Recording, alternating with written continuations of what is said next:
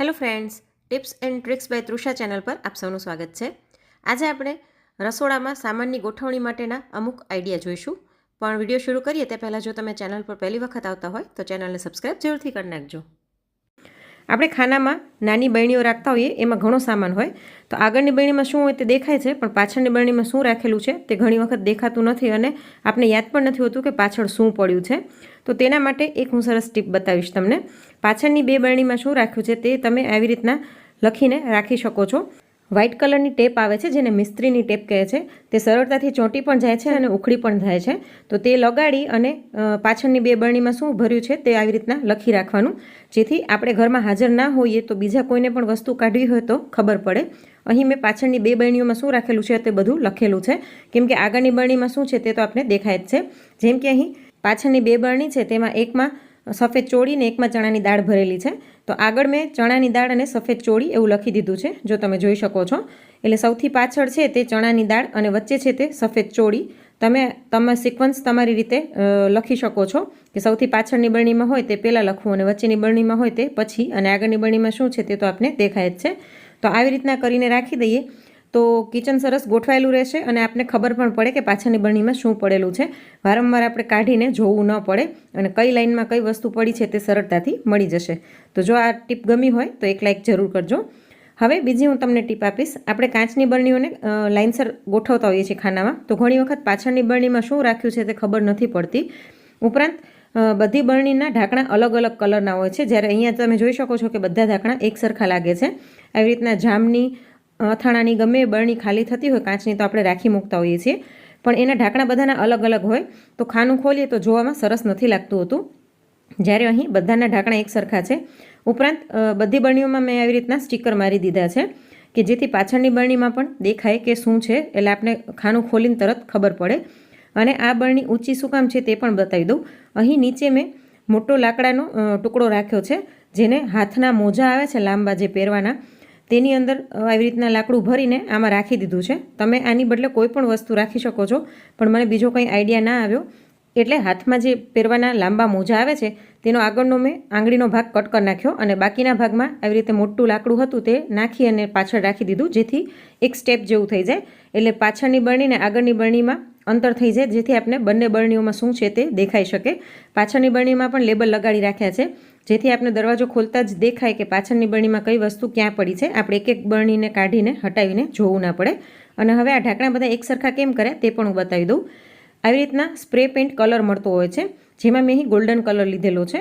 આ કરો ત્યારે તમારે હાથમાં ગ્લવ્સ પહેરવા જરૂરી છે અને આ કામ બારે ફળિયામાં કરવાનું, ઘરમાં નહીં કરવાનું. અને એકદમ સરળ રીતે તમે આવી રીતના સ્પ્રે કરશો એટલે ઢાંકણાને સરસ કલર થઈ જશે. આ સ્પ્રે પેઇન્ટ તમને કોઈ પણ કલરવાળાની દુકાને ખૂબ જ સરળતાથી મળી જશે અને એની બહુ ખાસ કિંમત પણ હોતી નથી.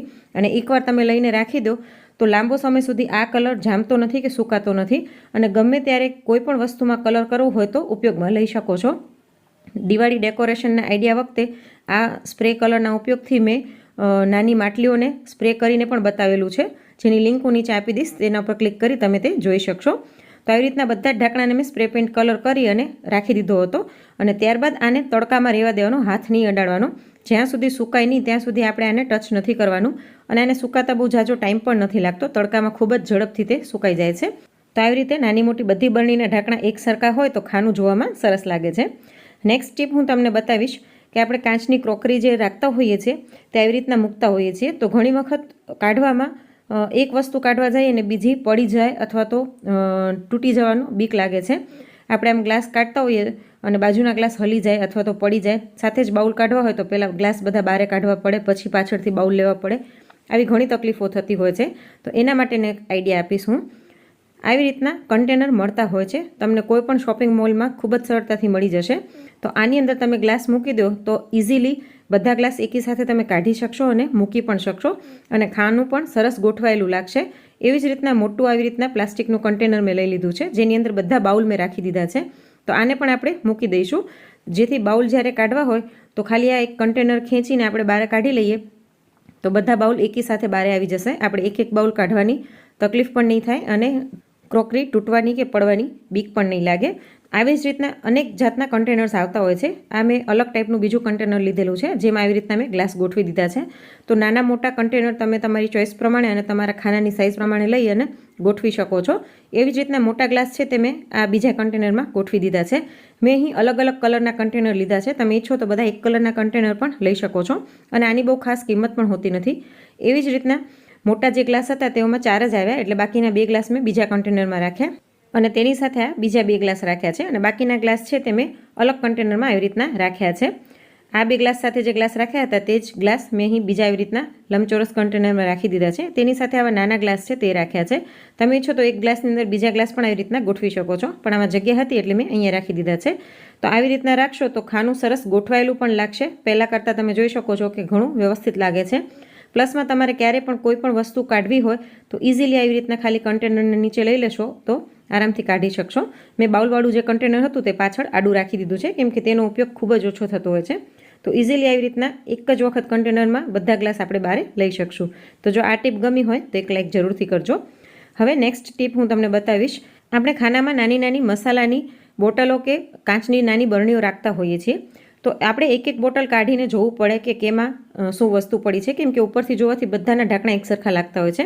તો તેના માટે પણ આવી રીતના આપણે જે મિસ્ત્રીની ટેપ હોય છે તેને કટ કરીને ઢાંકણાની ઉપર ચોંટાડી દઈશું, અને આની ઉપર સ્કેચ પેનથી કે માર્કરથી લખી નાખવાનું. અને આ ટેપ છે તે ખૂબ જ સરળતાથી ઉખડી પણ જાય છે, કોઈ જ નિશાન નથી આના પડતા, અને આ તમને ઇઝીલી કોઈ પણ હાર્ડવેરની દુકાન પરથી મળી જશે. તો આવી રીતના બધી જ બરણીમાં લખીને તમે રાખી દો, અને પછી જો ખાનું જુઓ તો બધું સરસ તમને વંચાશે.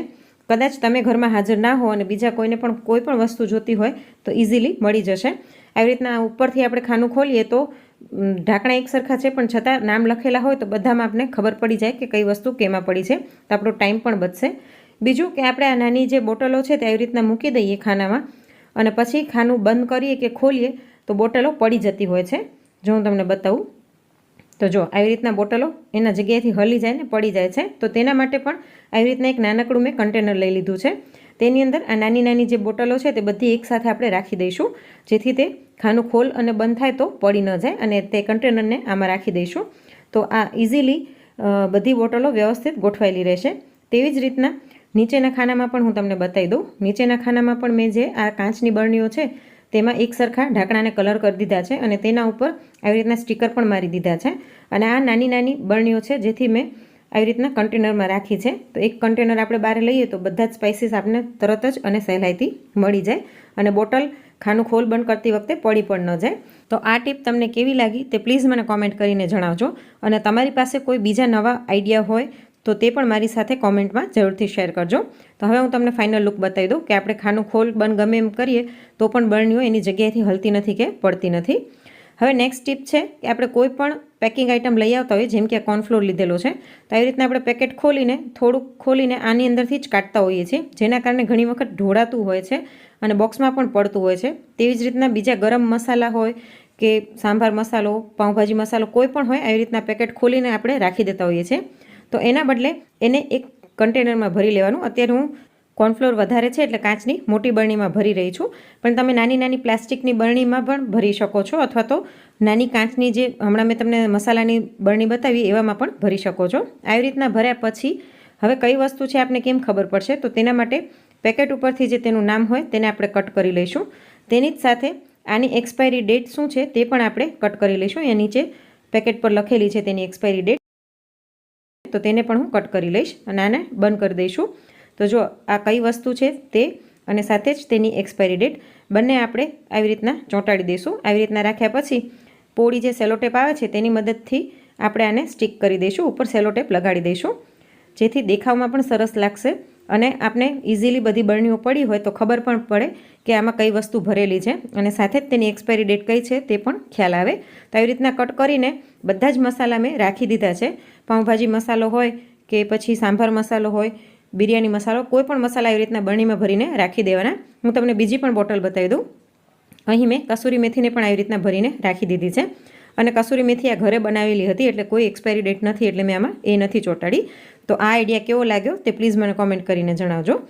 હવે નેક્સ્ટ હું તમારી સાથે શેર કરીશ કે આપણે જે કિચન નીચેના ડ્રોવર હોય તેમાં આપણે નીચે આવી રીતના શીટ જે આવે છે તે પાથરતા હોઈએ છીએ, પણ ઘણી વખત એવું થાય કે વસ્તુ આપણે કાઢીએ કે અંદર નાખીએ તો આ એના જગ્યાએથી હલી જતું હોય છે. તો એના માટે નીચેની સાઈડ ડબલ સાઇડેડ જે ટેપ આવે છે તે લગાડેલી છે મેં, એ લગાડીને ચોંટાડવાનું, એટલે તે ખસશે નહીં જગ્યાએથી.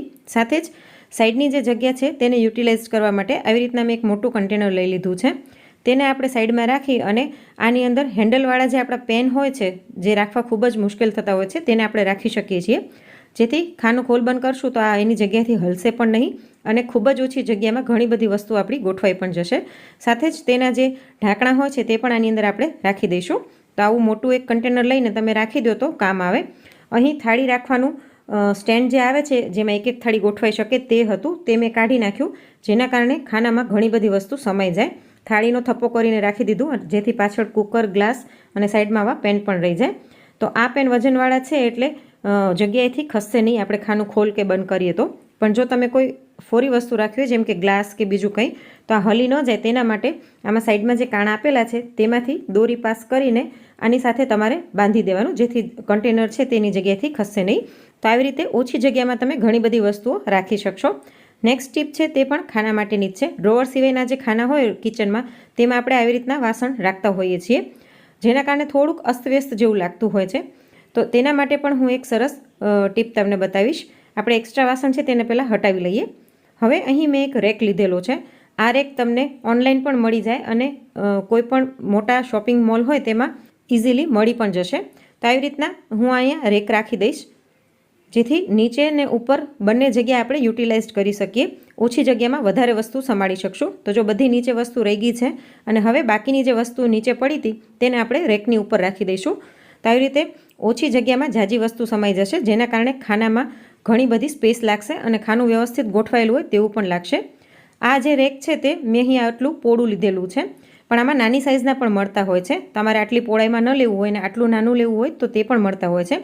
તમારા ખાનાની સાઇઝની અને કેપેસિટી કેટલી છે અને ઊંચાઈ કેટલી છે તે પ્રમાણે તમારે રેકનું સિલેક્શન કરવાનું. તો આવી રીતના ઓછી જગ્યામાં ઘણી બધી વસ્તુ આપણી સમાઈ ગઈ અને ખાનું પણ વ્યવસ્થિત લાગશે, અને સાથે જ આગળ જે જગ્યા વધી તેમાં તમે બીજી પણ વસ્તુઓ મૂકી શકશો. બધા જ રેક અને કન્ટેનર્સની લિંક હું નીચે ડિસ્ક્રિપ્શન બોક્સમાં આપી દઈશ. સાથે જ અહીં વોશ બેસિન નીચેનું જે ખાનું છે તેમાં મેં આવી રીતના લસણ ડુંગળી માટેની જે પ્લાસ્ટિકની ટોપલી આવતી હોય છે તે રાખેલી છે. બે જ સેક્શન મેં અહીં રાખ્યા છે. એમાં ઉપરની બાજુ કિચનમાં યુઝ થતા નેપકિન અને વધારાના કપડાં રાખેલા છે. સાથે જ નીચે રોટલી રાખવાના જે કપડાં હોય તે અને શાકભાજી રાખવા માટેની કોટનની બેગ્સ અને થેલીઓ અને બધી વસ્તુઓ પડેલી છે. હવે એનું જે ખાનું છે અથવા તો દરવાજો છે તે હું બતાવું. દરવાજાનો પણ આપણે યુટિલાઇઝ કરી શકીએ છીએ. અહીં આવી રીતના મેં રેક રાખી દીધો છે.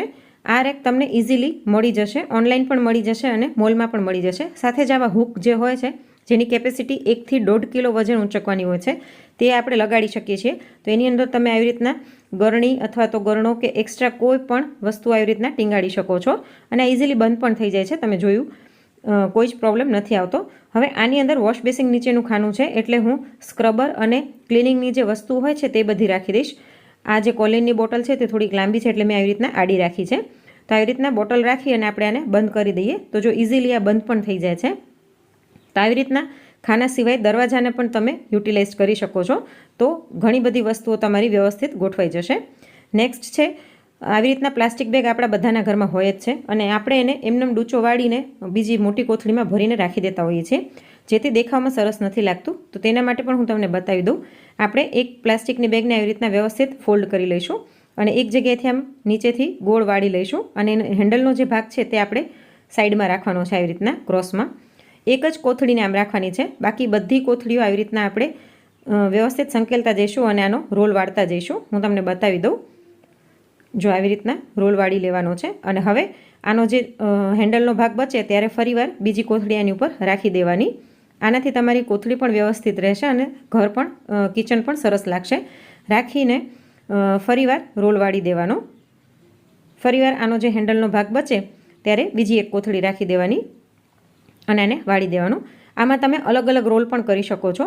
બધી નાની કોથળીઓ હોય અથવા તો મીડિયમ સાઇઝની કોથળી હોય એનો એક રોલ અને એકદમ મોટી કોથળીઓ હોય તેનો બીજો રોલ બનાવીને રાખી શકો છો, જેથી તમારે નાની મોટી જે કોથળી જોઈએ તે પ્રમાણે ઇઝીલી તમને મળી જાય. આવી રીતના કર્યા પછી હું તમને આને રાખવાનું કેમ તે પણ બતાવી દઉં. અહીં મેં એક ખાલી પ્લાસ્ટિકનું કન્ટેનર લીધેલું છે.